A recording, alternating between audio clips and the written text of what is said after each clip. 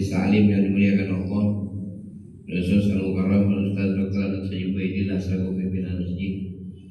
Alhamdulillah wa syukurillah, dengan izin Allah malam ini kita sama-sama dapat kembali hadir di masjid kita dalam rangka kita menghadiri majelis ilmu, dengan harapan mudah-mudahan niat dan langkah kita memenuhi masjid ini kiranya mendapat ridha dari Allah Subhanahu wa taala. Amin, Allahumma amin. Hadirin sekalian, karena seminggu lagi kita takbiran, ya. Malam Rabu besok ngaji dulu dan takbiran aja, ya. Atas usulan dari pengurus masjid, minta malam ini dibahas tentang bab kurban, ya.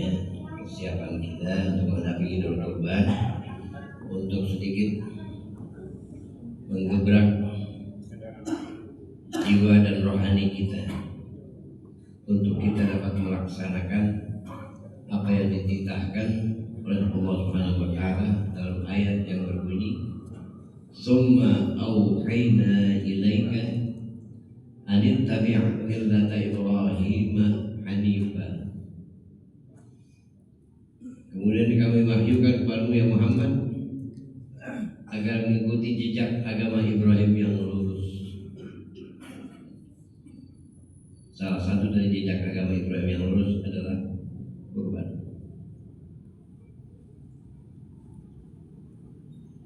Kalau diambil dari asal usulnya kurban ini, Nabi Allah Ibrahim alaihissalam sekian lama berumah tangga nggak punya anak, nggak dapat anak. Akhirnya dapat usulan dari istrinya, rumah kita sepi, nggak ada anak. Bagaimana kalau kau nikahi itu pembantu kita, Siti Hajar? Mudah-mudahan dapat keturunan, rumah kita jadi ramai. Orang laki disuruh, nggak disuruh aja kena ketege, disuruh sama siapa? Istrinya. Ya kita berharap nih beberapa orang yang ada di masjid kita bisa dapat nikmat kayak gitu, ya. Bininya suruh, ya. Ya sudah sebelah kiri saja. Akhirnya Nabi Allah Ibrahim alaihissalam nikahin tuh Siti Hajar. Begitu dinikahin, dapat 3 bulan hamil. Belum lahir anak udah ramai rumah, ya. Mulai timbul rasa iri hati dan rasa cemburu. Ya dihamil, punya anak dia, sayang lah gue. Siti Sarah. Karena ini rekayasa Allah, semuanya rekayasa Allah. Sarah pun tidak dikecewakan oleh Allah. Dan Siti Hajar melahirkan, Sarah pun hamil. Kemudian melahirkan anak Ishak namanya. Jadi Nabi Ishak itu anak dari Sarah. Sedangkan Siti Hajar melahirkan Ismail. Rasulullah SAW keturunan dari Ismail. Ini begitu lahir, Allah uji lagi Nabi Ibrahim. Tinggalkan anak dan istrimu, lanjutkan dakwahmu. Masih merah itu anak baru lahirin, terus suruh tinggal. Yang perintah Allah ditinggal oleh Nabi Ibrahim. Sebelumnya beliau berdoa, Rabbi inni askantu dzurriyyati biwadin ghairi dzi dzar'in inda baitikal muharram. Ya Allah, aku tinggalkan anak dan keturunanku di telaga yang ada tanah apa namanya Telaga Wadi, bentuk kota Mekah begitu, kayak kuali. Kayak dulu banjir mulu, tanaman nggak ada, tanah gersang. Faj'al afidatan minan nas tahwi ilaihi. Jadikanlah hati manusia semuanya condong untuk datang ke tanah suci, ke Mekah. Warzuqhum minas thamarat. Berikan, anugerahkan mereka rezeki dari buah-buahan. Kalau yang udah haji, lihat di musim haji, buah-buahan, semua buah ada di sana, nggak kurang, nggak krisis. Air juga. Kalau jamaah haji jumlahnya 4 juta, satu orang beli air sebotol, berarti 1 hari 4 juta botol harus ada selama 40 hari, nggak kurang. Buahan, kalau satu orang beli pisang sekilo, minimal 2 juta kilo satu hari, nggak kurang. Allah kabulkan doa Nabi Allah Ibrahim alaihissalam. Setelah Nabi Ibrahim pergi meninggalkan putrinya, istri dan anaknya. Kemarin ibu-ibu saya tanya, ibu-ibu habis ngelahirin, dari tempat ngelahirin ke ruang perawatan, itu jalan apa digotong? Pada jawab digotong. Bangga banget dia. Mengapa tidak kasih jalan? Ditakut negar. Ini Siti Hajar habis kelahirin, Ismail orok ditaruh di tanah, nggak pakai alasan kain apapun, ini langsung pasir dan batu-batuan. Ibunya lari Safa Marwah mencari pertolongan orang untuk membantu mencarikan air. Berapa kali? 7 kali. Safa Marwah itu 400 meter. 7 kali 4, 28. Habis ngelahirin, lari 3 kilo. Kalau di sini digotong, di kakak lari sendiri. Makanya perjuangan Siti Hajar seperti itu Allah abadikan lewat Al-Quran dan dijadikan rukun haji. Haji tanpa sa'i nggak sah. Inna Safa wal Marwata min sya'airillah. Faman hajjal baita aw i'tamara fala junaha 'alaihi ay yatawwaba bihima. Man tatawwa'a khairan fa inna Allaha syakirun 'alim. Safa Marwah itu syiarnya Allah. Memang waktu jahiliyah, orang jahiliyah juga sa'i. Cuma di Safa itu ada apa? Ada patung, namanya Isa. Di Marwah ada patung namanya Nailah. Aslinya manusia, dia zina di sisi Ka'bah. Murka Allah datang, dijadikan manusia itu beku jadi batu, disikirkan ke Safa, yang satu ke Marwah, diusap oleh orang-orang jahiliyah. Waktu di Safa, Isap, Nailah, Isap, bolak-balik 7 kali. Begitu datang Islam, jahiliyah dihapus, tapi sa'i tetap dilakukan atas perintah Allah. Beberapa manusia protes, itu kerjaan orang jahiliyah, kenapa Islam ikutin? Wala junaha alaihi ayat tawwaba bihima. Gak dosa. Kenapa? Karena itu syiar Allah. Allah perintahkan lanjutkan. Itu sa'i, jadi rukun haji.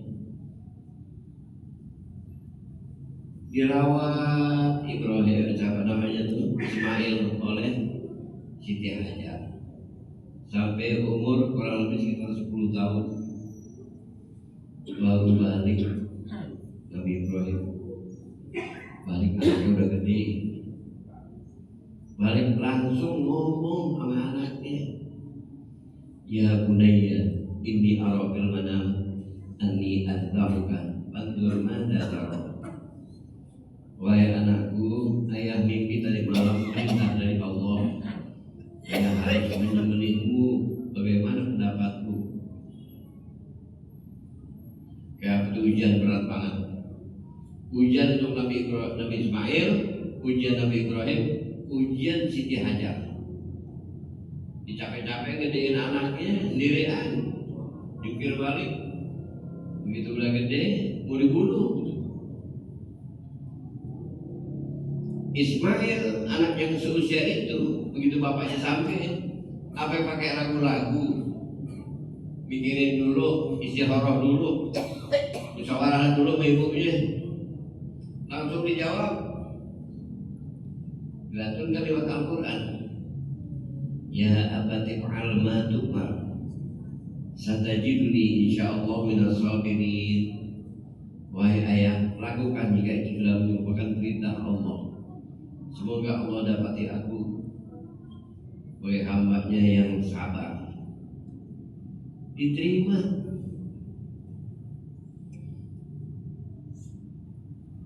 Ibunya begitu tahu, sama. Kalau udah perintah Allah, laksanakan. Coba Nabi Ibrahim tanya, Ismail, ada pesan nggak untuk ayah? Ada. Apa? Tajamin pisaunya. Oke, jadi sunnahnya itu kalau motong, pisaunya ya tajam, jangan bangga banget. Ini pisaunya nih udah 10 ekor nih, masih hayu aja. Dia haruskan paling tidak 1 ekor, digesek lagi, itu digesek. Jangan sakit nih. Mahal nih. Padahal bagain mah pisaunya boleh. Jangan tajemin pisaunya. Besoknya dibawa.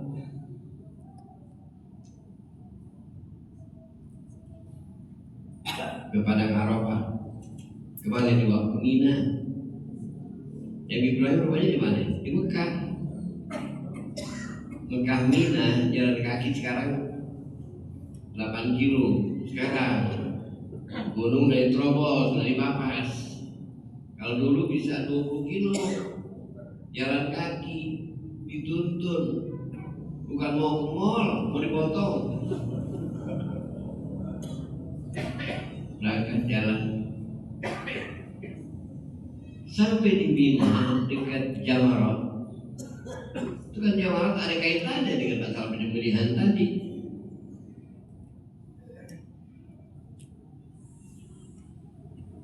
Duduklah jurusan sekarang ini Jumrotul Ula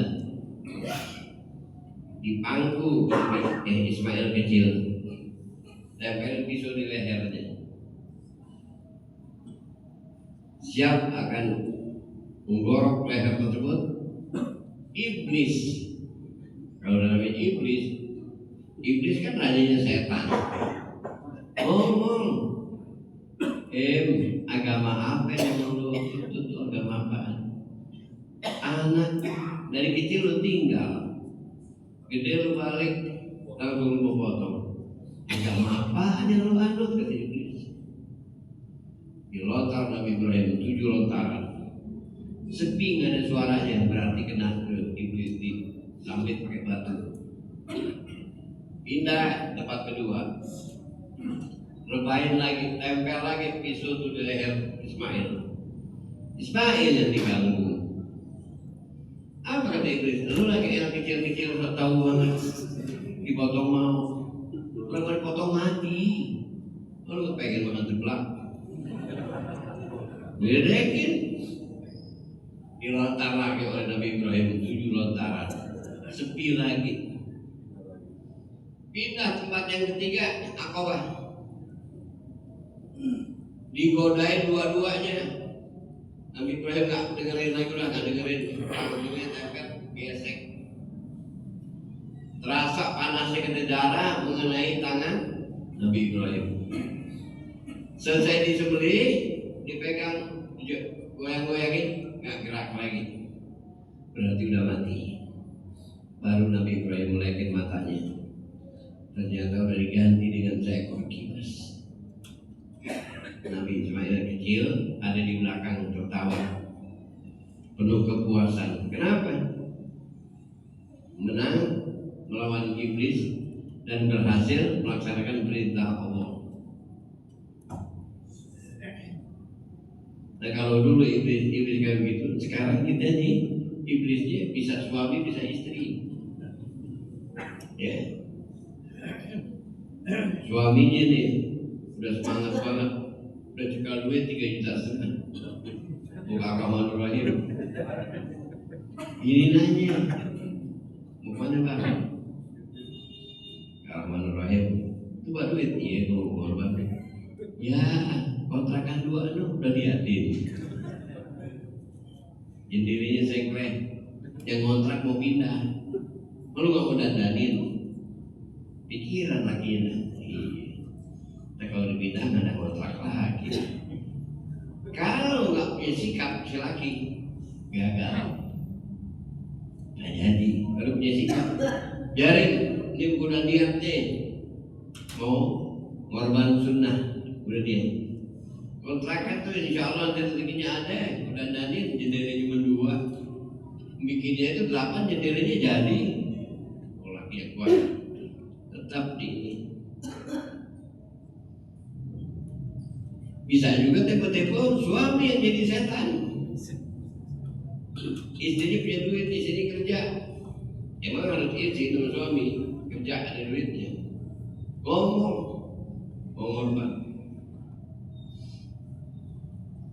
Lakinya kata ngorban.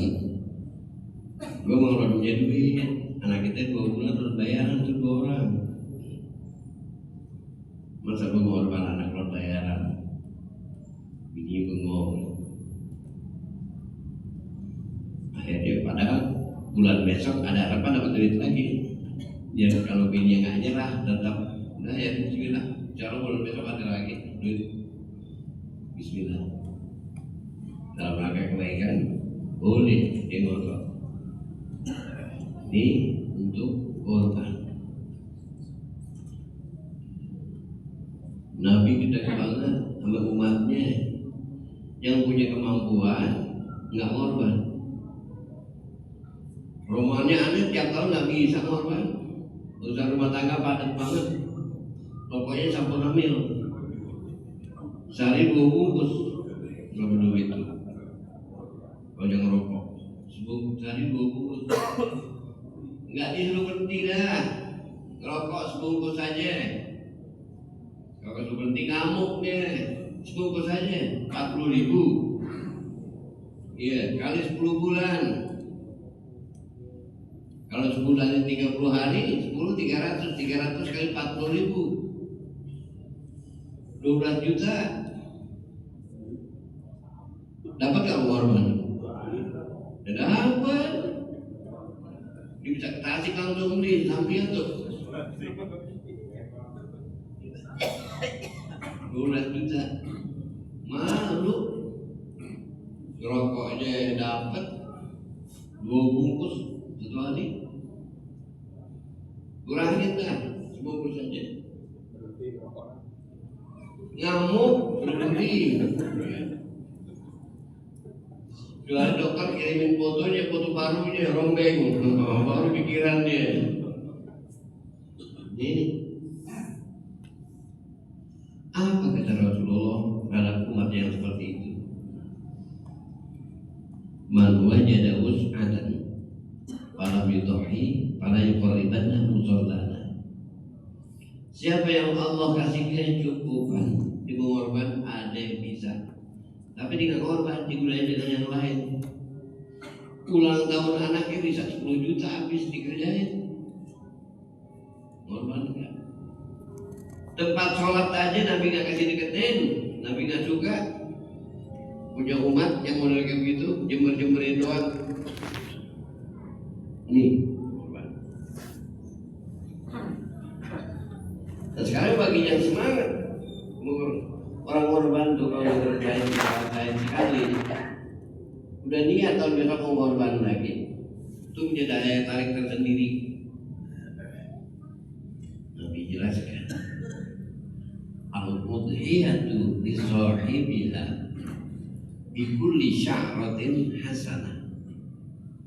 Orang yang korban itu Allah kasih ganjaran pahala sejumlah bulu yang ada pada binatang tersebut. Sanggup hitung bulu kambing.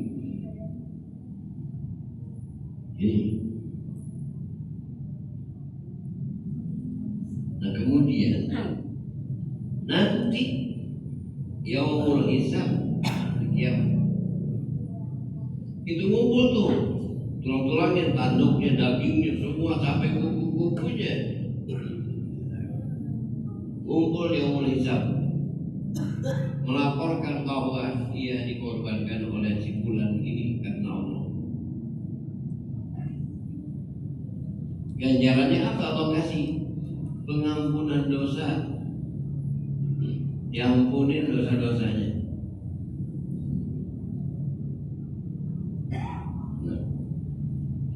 Yang lebih dahsyatnya lagi, waktu disembelih darahnya keluar, darahnya belum sampai ke tanah, belum turun ke tanah tuh darah, tapi pahalanya udah diangkat ke langit. Allah udah terima.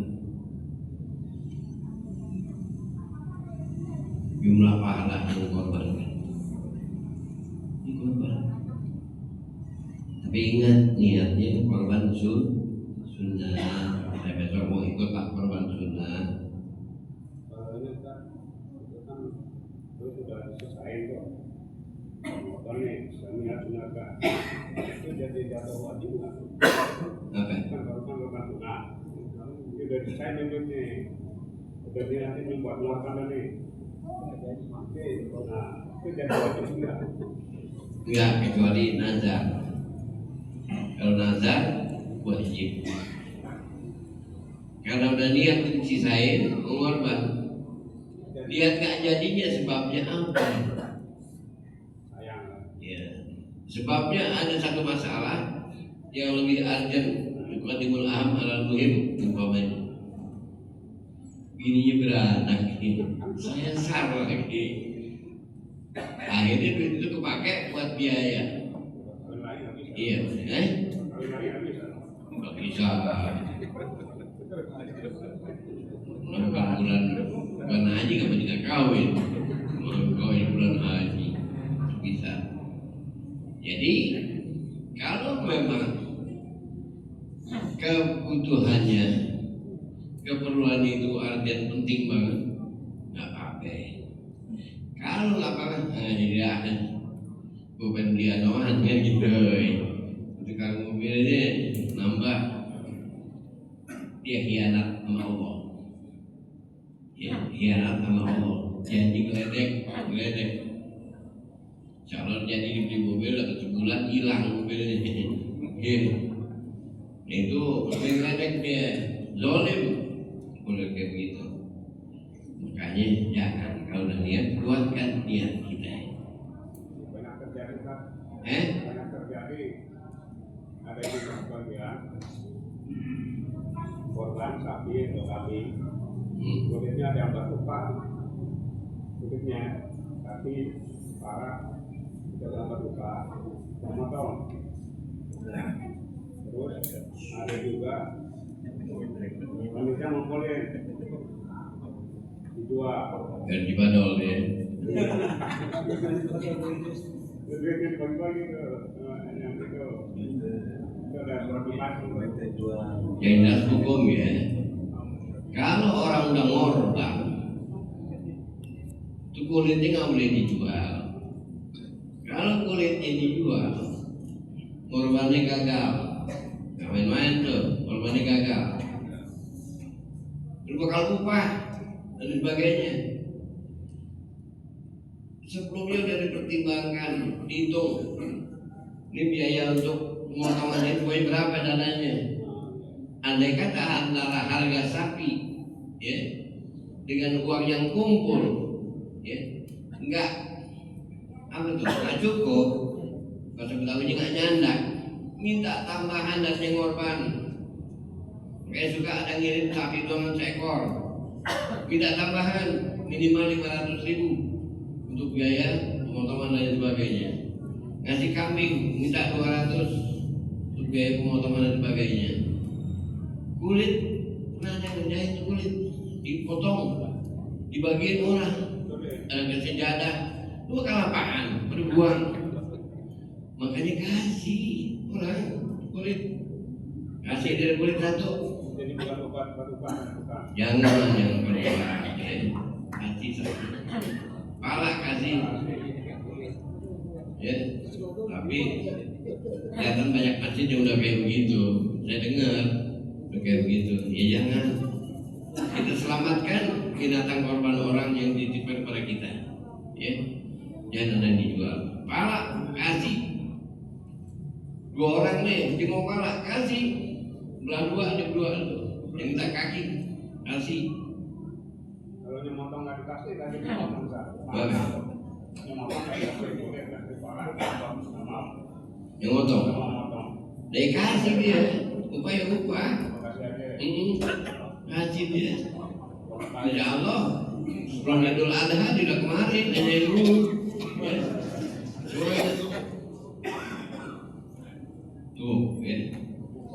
Sekarang ada yang nanya, kita nih yang punya hewan kurban boleh makan nggak dagingnya? Ya, sekarang banyak yang nanya saya di HP nih.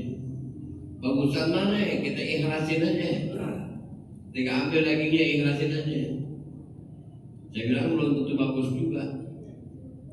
Kenapa? Karena Allah sampaikan di ayat, fakulu minha wa at'imul ba'isal faqir. Makan sebagiannya, yang lainnya baru kasih orang-orang yang berhak, orang masakin. Kalau dia mau ikhlasin udah, buat saya enggak. Kalau hatinya tetap kayak orang apa tuh, ngirdeng enggak ikhlas namanya. Kalau memang dia nggak ambil karena dia ikhlas, benar, biarin dah, biar yang nggak mampu dia lebih banyak didapatnya. Dia ikhlas, dia sering makan daging, cakep kalau yang begitu. Yang jelas perintah Allah tetap kita laksanain, walaupun cuma sekilo, ambil. Karena Allah perintahkan pakulu minha wakil barisal fakir. Takut salah kaprah kalau kita ambil, ya.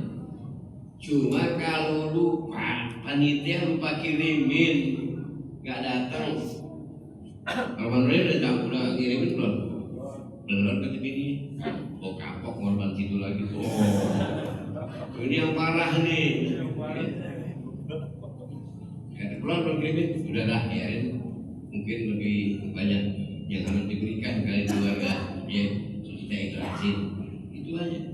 Kita tanamkan pikiran yang adem itu terhadap keluarga kita, anak istri kita, cukup. Ini jangan ada ngorban kambing kacang. Yang gue pengen caplang mata tetepon. Terus dari panitia lagi, maaf ya kirimin dulu 10 bungkus. Kata panitia, taiknya 10 bungkus. Ya. Berapa bulan dah, motong di rumah aja, motong di rumahnya aja dah. Panitia awak pusing. Itulah ya. Kita motong di rumah, sampai kita kirimin ke masjid, kelihatannya lebih besar fitnahnya di rumah. Walaupun sampi satu, namanya manusia nggak sama, dan sampi satu, warga semua pada minta. Sano, tetangga gue bagian Jember, rumah gue jalan bagian. Sampai satu yang minta banyak banget, makanya untuk apa aman dan nyaman semuanya, droplah ke masjid, potong rame-rame bareng gitu, nanti dianterin masing-masing bagiannya. Itu masalah korban. Tapi jangan iseng-iseng tuh ya, pakai ngantongin daging. Ya. Jadi panitia korban pakai wire pack. Dulu terjadi tuh. Kemarin 10 tahun kali kebetulan saya panitia korban itu tidak tobat. Itu saya pakai tikaknya, ya terakhir itu halaman tikak. Saya kunci, gitu aja. Kunci, kira keluar semuanya satu-satu, ada yang periksain. Penuh di kantong celana. Bakal apaan? Nggak nikmat udah makan caranya yang seperti gitu, nggak halal. Yang perlu saya pesanin lagi yang membongkar daging ini. Tolong tulang itu bukan bakal dijual, bakal dibagi warga. Jangan dikerik. Begitu ada tulang benar-benar tulang. Nggak ada daging yang nempel. Jangan biarin gondrong. Karena mau bagian untuk bagian umat juga kasih. Jadi yang dapat tulang, dinikmatin juga dinyayur sok, dagingnya banyak pada nempel. Karena mau bakal kita sedekahin, bukan dagang. Kedua, perutan jangan masukin bagian daripada ini yang iya, kalau perutan itu bebasinnya kasih yang mau ambil lah, gitu aja. Dulu terjadi kayak begitu. Sebungkus kilo isinya ada tulang, ada daging, ada perutan. Begitu sampai rumah dibuka kantong plastik hitamnya. Dia mau bikin rendang, nggak ada rendang jeroan, ya. Dia mau sop tulangnya kuning banget. Yang akhirnya apa? Diikat lagi lalu kasih anjing. Dan orang desa dari dulu ngambek yang gede, ngambek mulu, dibuang dan sayang. Jadi sekarang kalau mau kasih daging benar-benar daging, masih tulang yang bagus kayak begitu, sehingga benar-benar dia dapat menikmatinya. Perutan, bersihin aja di pojokan tolong yang mau tolong minta perutan, ya kasih. Ayo ambil silakan kasih. Ya, itu ya dari masalah korban, gitu. Ikhlasin. Kronikanya, masya Allah. Panitia tuh ada yang tercatat, ada yang nggak tercatat. Ya, ini repot nih. Yang tercatat ketahuan tuh panitia yang kerja nih. Ada berapa nih? 15 orang. Begitu pelaksanaannya 25. Ada nyampe kita kalau di visual aja udah nyampe 22 aja jadi sama aja udah. Dirahai panitia. Ini jangan usahakan yang ahli, yang ngerti, yang bisa. Ya. Lagi kita besok lebaran hari Rabu.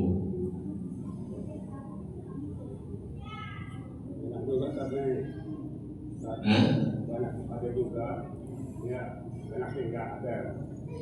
Itu kalau tidak kan tuh, hanya disengaja satu, bukan potong, ditempelin di kulit daging itu. Belum dibersihin, ditinggalin di kulit. Jangan haram lah, nggak bisa. Kayak tadi tuh dia ngantong-ngantongin sebagainya. Ada juga yang korban pesanannya banyak banget. Hati, daging, buntut, gitu. Diminta tuh pesanannya. Mereka kira 40 minha, mati urba isal pakai sebagiannya. Jangan mentang-mentang kita motong, kita ini gitu. Banyak banget diminta kaki 4 buntut. Dan dia mau tahu cuma harga 1 jiwa, ya. Kalau seekor nggak apa-apa, ini 1 jiwa. ini bikin susah panitia. Dan satu minta sebagainya. Yang minta 8 orang, motong 3. Kan masalah. Terima aja apa yang didapat. Mudah-mudahan jauh dapat lagi di bagian tempat lain. Ya, kan kayak begitu. Artinya apa? Ambek kita singkirin sejauh-jauhnya, sehingga jangan sampai ada jadi korban ini, idul korban jadi fitnah dan lain sebagainya. Dia banyak banget ya. Ya mudah-mudahan ya alhamdulillah banyak nih, alhamdulillah udah 11 ya, 11 ekor, insya Allah kebagian banyak